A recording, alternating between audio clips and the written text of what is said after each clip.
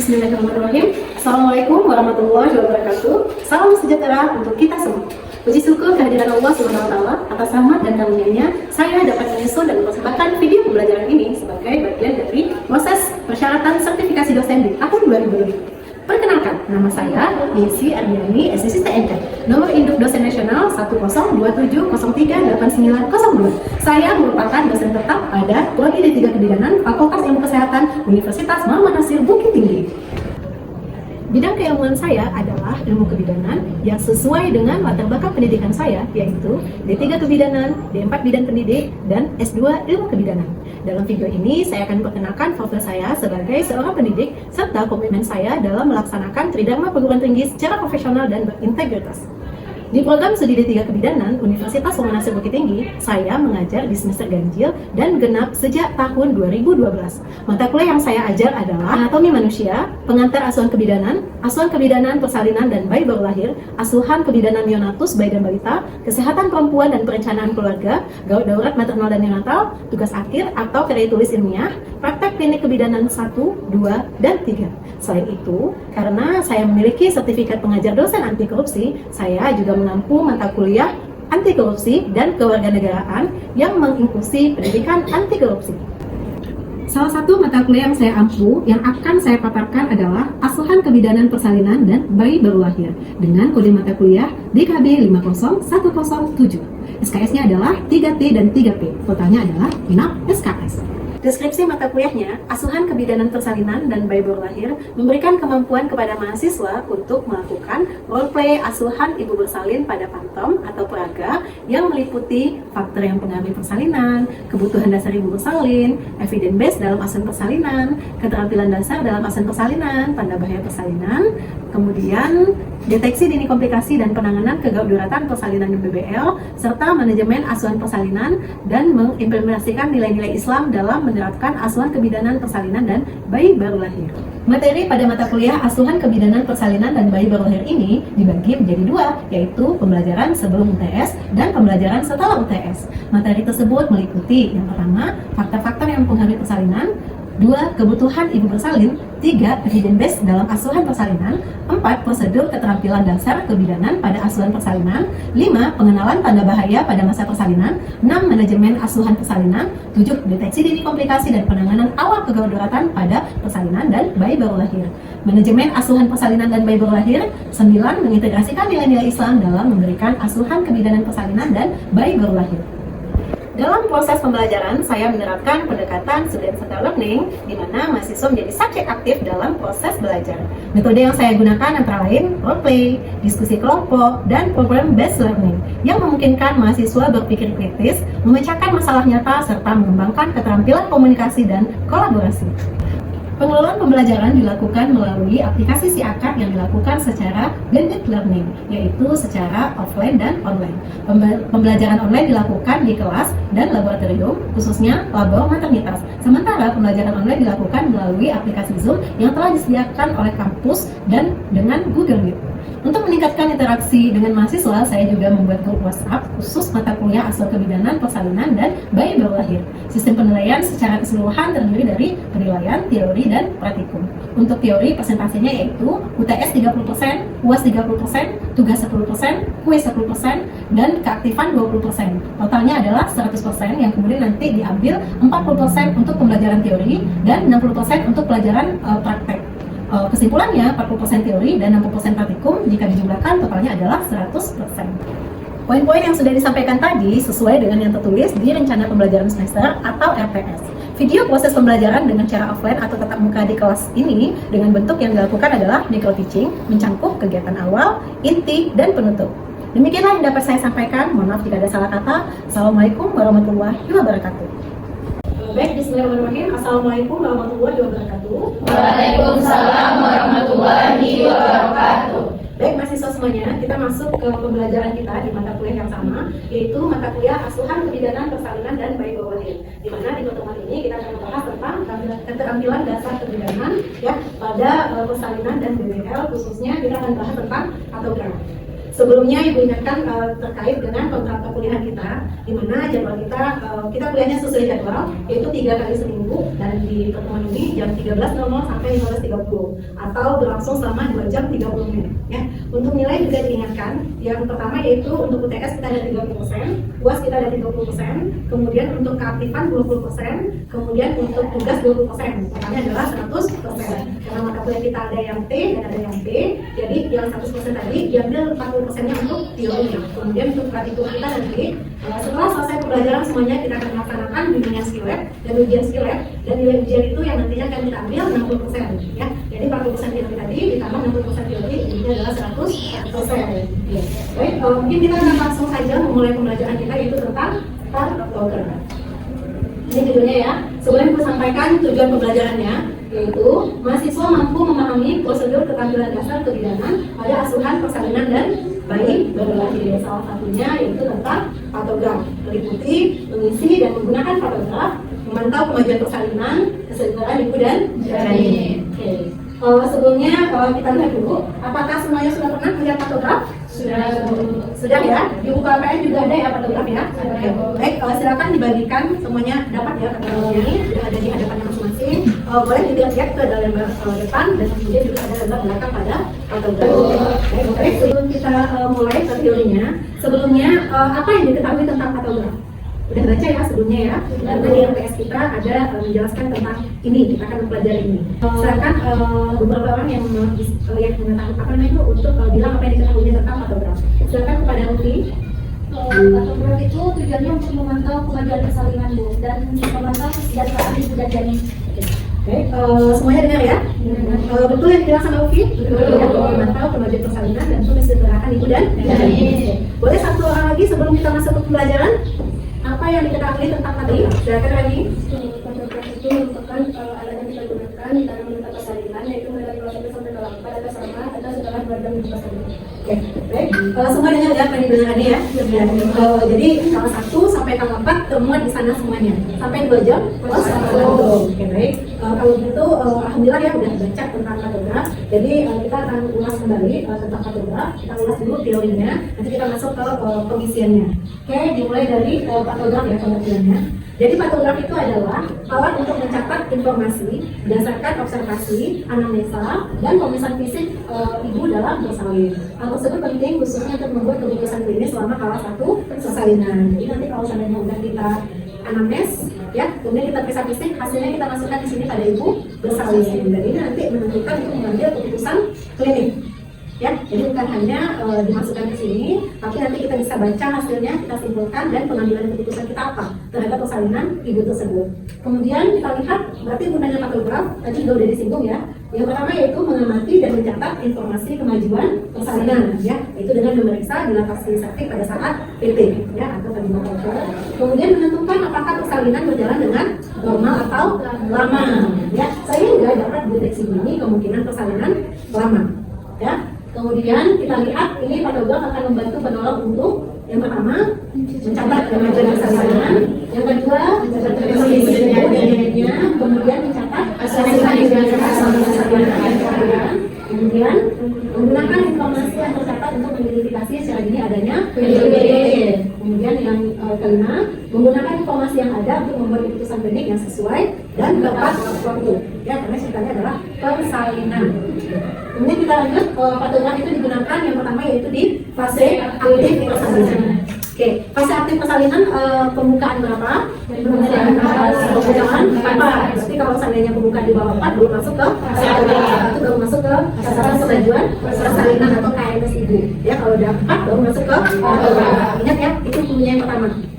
Kemudian selama persalinan dan kelahiran di semua tempat, ya. Jadi se-Indonesia, ya, baik itu dokter Opjin, baik di dan di rumah sakit, di puskesmas, di RSIA, di DPM, semuanya memakai kartograf. Kemudian secara rutin oleh semua penolong, ya, yang memberikan asuhan kepada ibu selama persalinan dan kelahiran. Siapa saja, di mana saja pada fase aktif. Kemudian kita lihat pemantauan kemajuan persalinan, kesejahteraan ibu dan janin. Jadi di sana, coba lihat kartografnya, di sana ada informasi tentang ibu nggak? Ada nomor register, nomor tempat fasilitas pelayanan kesehatan, tanggal, ya, ada nama ibu, umur, jam, BPA, mulai sejak, dan ketuban pecah. Ada informasi kan ya? Kemudian yang kedua ada keselamatan dan keamanan jamin ya, karena di sana ada lihat pada kolom ya ada DJJ. Oke. Kemudian juga ada warna dan adanya air ketuban ya pada kolom kedua. Kemudian juga ada molase sama ya air ketuban dengan molase atau penyusupan di kolom kedua. Kemudian ada kemajuan persalinan. Kalau kemajuan persalinan berarti meliputi pembukaan survei, kemudian penurunan dari bawah ataupun persentase jamin. Kemudian juga ada garis waspada dan garis berbeda. Bisa dilihat semuanya ya, ada garis waspada dan juga ada garis berbeda. Oke. Kemudian kita lanjut, juga ada keterangan jam atau waktu ya yang di bawah permukaan, bisa lihat semuanya. Oke. Waktu mulainya fase aktif persalinan ya, kemudian waktu aktual saat pemeriksaan dilakukan. Jadi hasil pemeriksaan kita langsung dicatat. Jam berapa kita periksa, jam berapa kita catat sesuai. Ya, kemudian ada kontraksi terus ya. Nampak di situ ada di kolom keempat ya. Ada kontraksi terus. Kemudian juga ada obat-obatan dan cairan yang diberikan. Bisa nanti oksitosin, kemudian obat-obatan lain dan cairan intravena. Kemudian juga ada kesehatan dan kenyamanan ibu, meliputi di tekanan darah, dan suhu ibu. Serta di sini juga ada volume urin ya. Yang paling bawah ada volume urin, protein dan aseton. Kemudian hasil pengamatan dan keputusan klinik lainnya mencantum jumlah cairan perawat yang diberikan, ya. Kemudian keluhan sakit kepala atau penyakit tertentu, konsultasi dengan penolong persalinan, dan persiapan sebelum melakukan rujukan. Oke, kita lihat ini adalah parameter yang dinilai di patograf, ya. Ada tekanan darah, ya. Kita tahu ya tekanan darah yang normal ya. Kalau lebih dari 140/90 mm rasa, berarti itu abnormal, ya. Demikian pun dengan suhu normal ya 36,5 sampai 37,5, kalau di atas 38 abnormal. Kemudian nadi lebih dari 100 kali per menit, BJJ itu yang tidak normal di bawah 100 ataupun di atas 110 kali per menit. Kemudian kontraksi yang kecil dari 3 kali 10 menit ya, dengan durasi kecil dari 40 detik. Takutnya ngarah ke inersia delivery. Kemudian survei patograf melewati garis waspada pada fase AD. Kemudian cairan amnion ya, biasanya kan ini ya kalau udah pecah atau belum, kemudian warnanya apa. Kalau yang abnormal warnanya bisa bercampur mekonium ya, dengan darah ataupun berbau. Kemudian urin itu kalau seandainya ini kalau ada cat segala macam itu misalnya urinnya sedikit, volumenya sedikit dan pekat. Oke. Lanjut ya, ini ada pencatatan pada lembar belakang patograf. Coba lihat semuanya di lembar belakang patograf. Ya, itu merupakan bagian untuk mencatat hal-hal yang terjadi selama proses persalinan dan kelahiran, serta tindakan-tindakan yang dilakukan sejak persalinan kala 1 sampai dengan kala 4. Coba lihat semuanya, ada nampak ya, kala 1, nampak kala 2, kala 3 dan kala 4, serta ada bayi. Kemudian asuhan yang diberikan pada ibu dalam masa nifas selama kala 4 untuk memungkinkan peluang persalinan, mencegah terjadinya penyulit dan membuat keputusan klinik yang sesuai. Kemudian selain itu, catatan persalinan dapat digunakan untuk menilai atau memantau sejauh mana telah dilakukan pelaksanaan hasil persalinan yang bersih dan aman. Oke. Ini catatan persalinan terdiri atas unsur-unsurnya yaitu data dasar. Ada data dasar di sini, ya, nama bidan, ya, data persalinan, ya. Kemudian ada skala 1. Kemudian juga ada skala 2, nampak di sana ya, skala 3, skala 4 sampai nanti BBL, ya, atau bayi baru lahir. Ya, kemudian selama fase laten semua asuhan ataupun pengamatan dan pemeriksaan harus dicatat dalam catatan kemajuan persalinan maupun di buku KIA atau KMS ibu hamil. Jadi di fase laten di catatan kemajuan persalinan. Kalau fase aktif wajib ke patograf. Berarti dilanjutkan catatannya ke patograf, tidak berhenti sampai nanti 2 jam post patograf. Ini coba kita lihat ya. Jadi ada aturannya di sana ya. Di mana satu kotak, coba lihat patograf halaman depan, itu satu kotak nilainya 30 menit ya. Ya. Jadi dilihat di sini BJJ itu kita pantau sekali 30 menit. Demikian juga dengan kontraksi dan nadi ibu. Kemudian ada yang kita pantau sekali 4 jam, yaitu ada pembukaan, ada penurunan, kemudian ini ya tekanan darah dan suhu. Kemudian ada urin, aseton dan protein itu setiap 2 sampai 4 jam. Jika ditemui gejala dan tanda penyulit, penilaian kondisi ibu dan bayi harus lebih sering dilakukan. Ini kan waktu yang normalnya nih, ya. Kalau seandainya misalnya pada ibu yang preeklampsi, ya, itu kan tekanan darahnya ini ya tinggi ya, berarti nggak mau sekali 4 jam. Ya, ataupun misalnya jadinya hipoksia atau terjadi fetal distress sehingga DJJ-nya lebih ini ya meningkat misalnya, itu lebih sering dipantau ya. Oke. Kemudian kita lanjut, ini adalah halaman depan patograf yang akan kita isi ya. Kemudian ini ada halaman belakang ya. Mungkin untuk lebih lanjutnya kita akan masuk ke kasus. Langsung kita isi kepada patogram yang ada di hadapan kita. Ini kita lihat dulu sebelum kita mengisi. Coba lihat ini adalah garis waspada dan ini adalah garis berminda. Ya. Jadi kalau seandainya tindakannya sebelum garis waspada, berarti ini patogramnya temuan yang normal atau tidak normal? Normal? Normal ya? Oke. Kemudian yang ini tidak normal. Ya, oke. Kemudian kita lanjut ke kasus ya. Semuanya tolong dengarkan ya kasus yang akan kita buat di patogram. Ya. Ibu Mahati G1 P0A0 berusia 23 tahun. Ia datang ke klinik bersalin bersama keluarganya ke bidan kita, yaitu pada tanggal sekarang kita masukkan ya, yaitu 8 Juli 2025. Kemudian ia mengatakan kepada bidan bahwa ia sudah merasakan adanya kontraksi sejak pukul 5. Ya, oke. Mulai sejak jam berarti sudah bisa kita isi ya, sudah jam 5. Kemudian bidan kita melakukan anamnesis secara saksama dan melakukan pemesan fisik. Ya, kehamilan cukup bulan, presentasi belakang kepala dengan penurunan kepala janin 4/5, kontraksi berterus 3 kali dalam 10 menit, setiap kontraksi berlangsung 18 detik dan DJJ 124 kali per menit. Ya, pembukaan serviks 3 cm. Udah masuk atau belum ke patogram? Belum. Ya, berarti yang dikemukakan ini masuk ke catatan kemajuan persalinan. Buatkan jamnya, kemudian masukkan hasil pemeriksaan ini. Ya, tidak ada penyusupan dan selaput ketuban tutup. Tekanan darah 110/70 mm raksa, nadi 80 kali per menit, suhu 36,8 derajat Celcius. Ibu bertemui 200 ml sebelum pemeriksaan dalam, tidak ditemui protein dan aseton dalam urin. Bila kita menenteramkan hati ibu hati dan menunjukkannya untuk jalan-jalan dengan ditemani oleh suaminya dan menunjukkan untuk banyak minum. Ya, sebagaimana yang telah kita pelajari, salah satu kebutuhan ibu adalah hidrasi ya, pada kala satu. Oke, kita lanjut kasusnya ya. Fokus semuanya ya. Pemeriksaan kedua pukul 17.00 WIB. Ya, Ibu Mahati melaporkan bahwa kontraksinya terasa lebih kuat dan lebih nyeri. Bidan kita melakukan pemeriksaan abdomen dan pemeriksaan dalam kedua. Ibu Mahati mengalami 4 kali kontraksi dalam 10 menit, masing-masing lamanya 20 sampai 40 detik. Ya, DJJ 134 kali per menit, penurunan bagian bawah janin 35, pembukaan serviks 5 cm. Oke, di sini kita mulai bikin patogram. Oke, silakan bikin pembukaan 5. Pembukaan 5 itu kita silang, ya. Seperti pada contoh kita silang, ya. Langsung memotong garis waspada. Ya, silakan buat pembukaan 5 langsung memotong garis waspada. Ya, untuk yang 0 sampai 10 itu pembukaan ya. Silakan dibuat 5 di sini. Ya. Oke, atau kalau seandainya pada gambar sesuai dengan pada gambar. Pembukaan 5 memotong garis waspada. Silakan dibuat disilang ya. Pembukaan 5. Oke, bisa ya semuanya ya? Ya. Jadi ini adalah acuan pertama kita bikin patogram. Ya, awal kita membuat pembukaan itu adalah acuan pertama kita. Kalau seandainya salah di awal ini, berarti patogram kita salah semuanya. Bisa? Paham ya sampai di sini ya? Oke. Kemudian coba perhatikan itu untuk yang sebelum di sini. Ya, kalau kita tarik garis indikator bertindak, sebelum ini tidak ada datanya. Setelah pembukaan ini baru ada datanya. Ya, jadi nggak ada yang sebelum pembukaan tadi, tidak ada yang data kita isikan di sana. Ya, ini acuannya penting. Ya, kalau salah di awal ini salah patogramnya semuanya. Gimana mengambil keputusan tadi kalau seandainya patogramnya keliru? Ya, oke, kita lanjut lagi ke kasus. Tadi pembukaan kita 5 ya. Kemudian kontraksi kita 4 kali dalam 10 menit. Ya, silakan lihat di kolom kontraksi. Ini kolom kontraksi ya. Di sana didapatkan kalau kecil 20 itu kita titik-titik, 20 sampai 40 kita arsir, dan kalau seandainya di atas 40 kita arsir penuh. Ya, kalau tadi kontraksi kita berapa? 20 ya, 20 sampai 40 yaitu selama ini 4 kali ya. 4 kali dalam 10 menit, berarti ada 4 kotak ke atas. Silakan dibikin 4 kotak ke atas. 4 kotak ke atas, kemudian diarsir ya, sejajar dengan pembukaan tadi.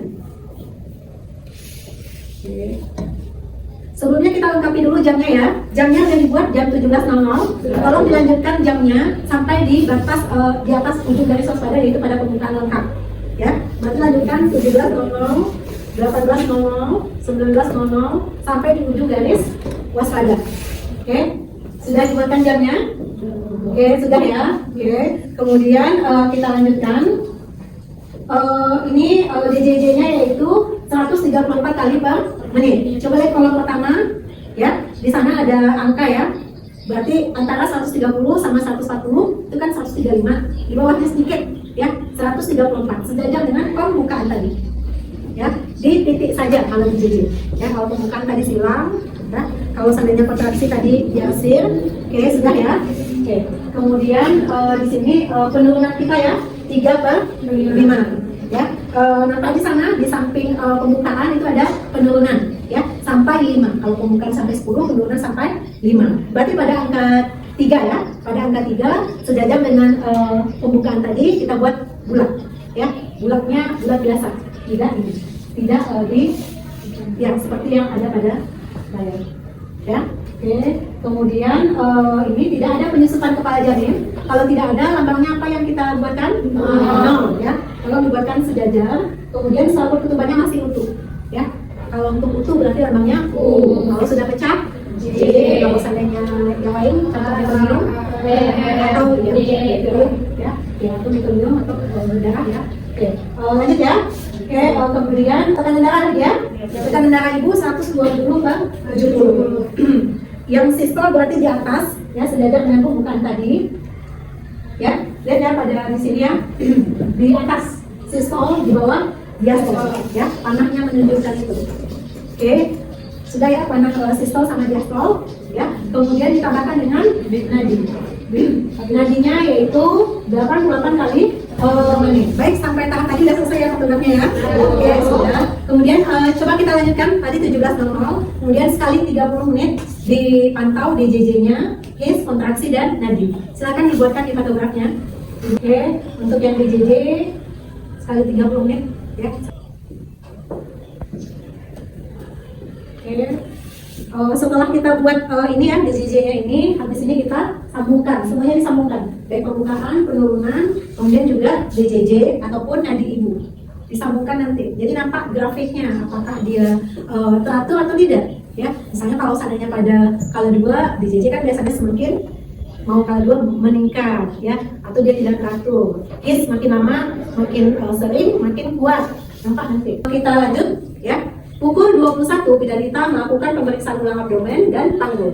Hasilnya DJJ 130. Tambah DJJ-nya satu lagi ya. Tolong lihatkan teman sebelahnya ya. Udah selesai atau belum juga?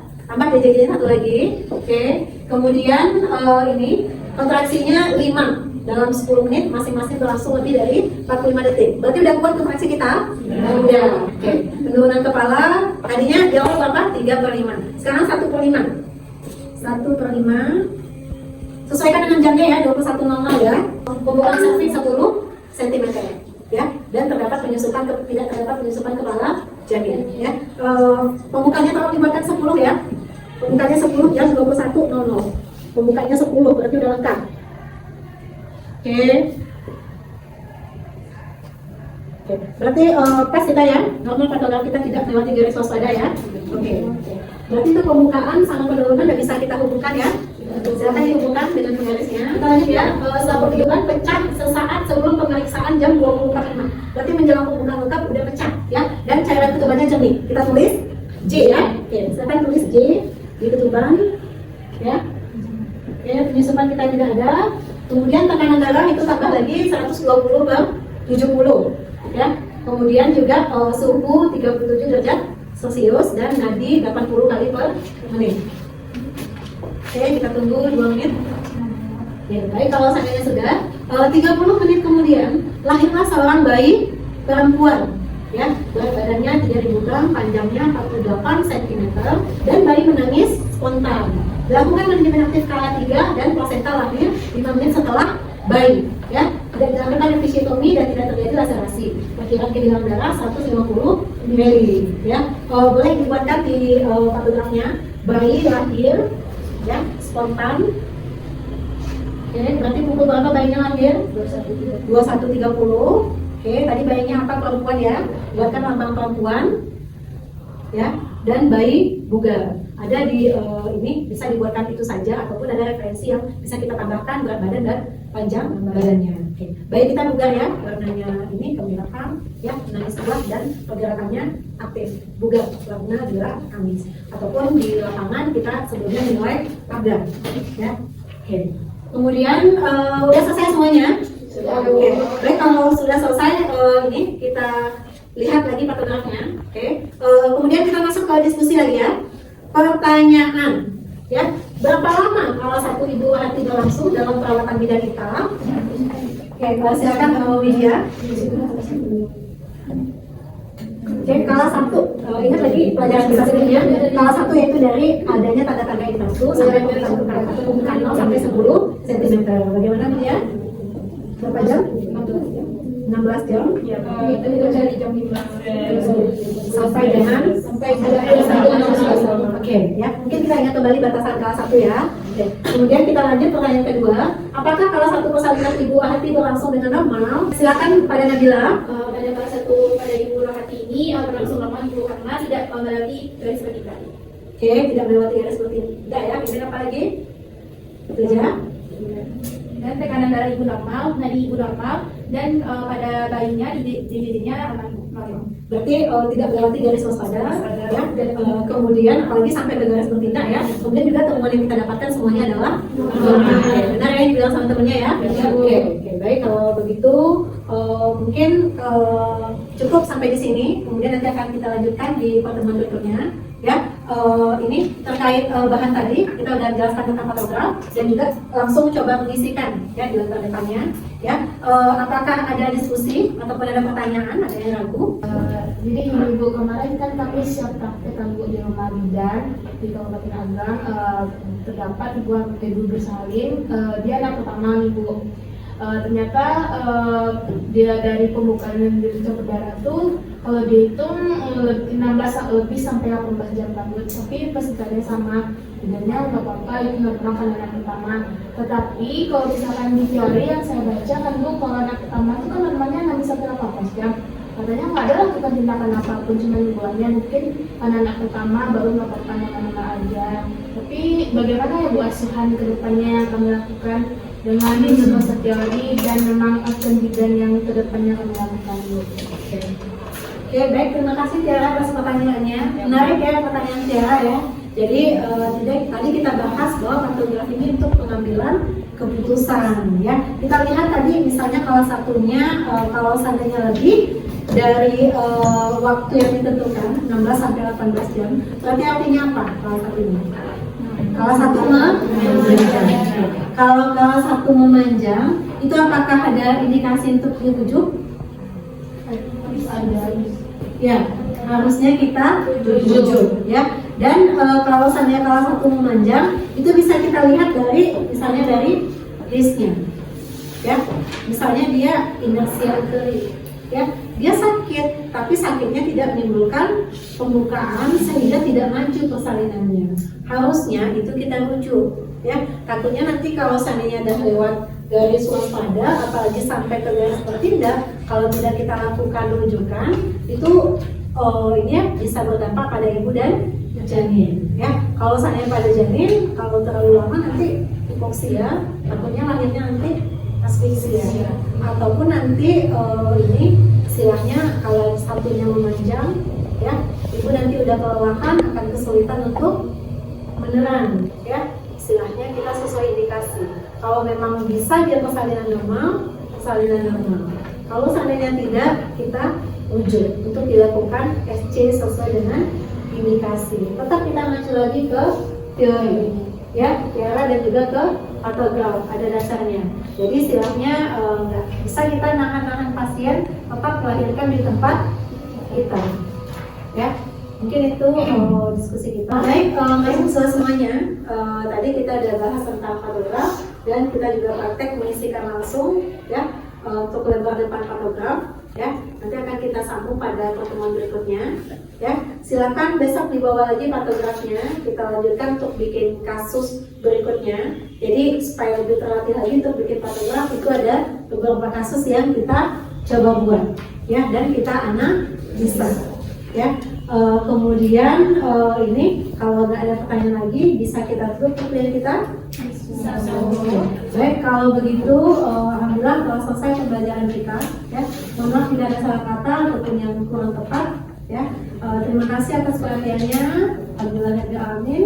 Ucapkan assalamualaikum warahmatullahi wabarakatuh. Waalaikumsalam warahmatullahi wabarakatuh. Terima kasih Bu.